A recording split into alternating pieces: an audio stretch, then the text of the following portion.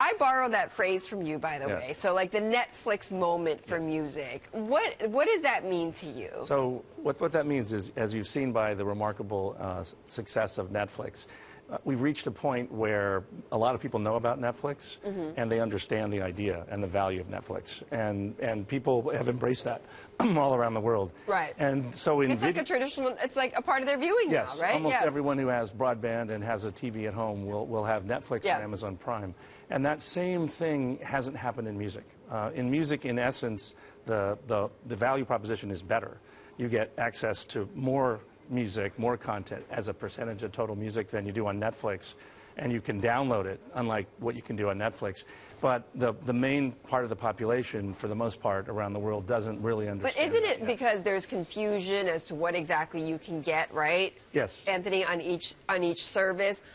Also, Jay-Z coming out with his own music streaming service and saying, I'm going to put exclusive content on this one, so you come to mine.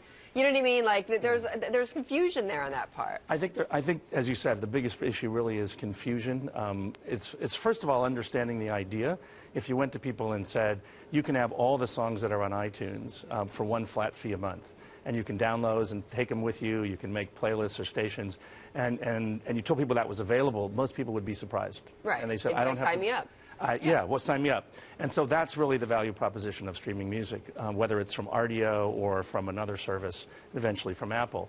And the biggest challenge we have at the moment is most people don't understand that. There's a certain amount of difference with exclusives. It's not clear how that will work out. I think for the most part, the idea of exclusives is not good for fans when you think about it. Well, the idea that people will subscribe to multiple music services in order to get just a few songs or a few artists, I think is going to slow down the whole category.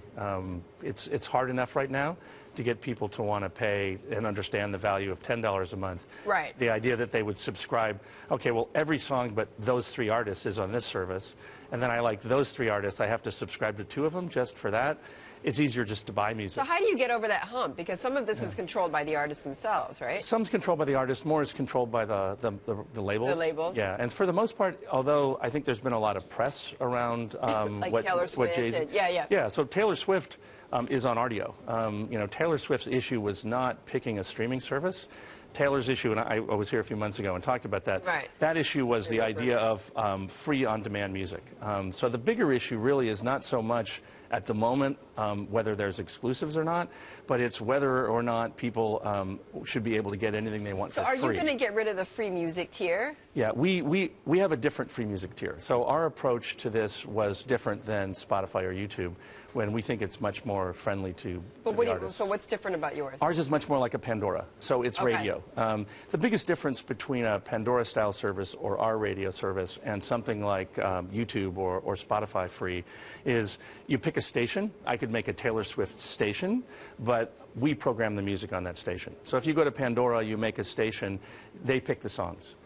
So that's really a new form of radio. And radio, in the idea of radio, is you're picking a station. You don't pick a song. So it doesn't take away from sales. And that's the biggest difference. Whereas if I could say, I want to listen to this song right now, why would I ever buy that? So what's the proposition, Anthony, then? Yeah. What's the proposition to say, I'm going to pick Rdio today?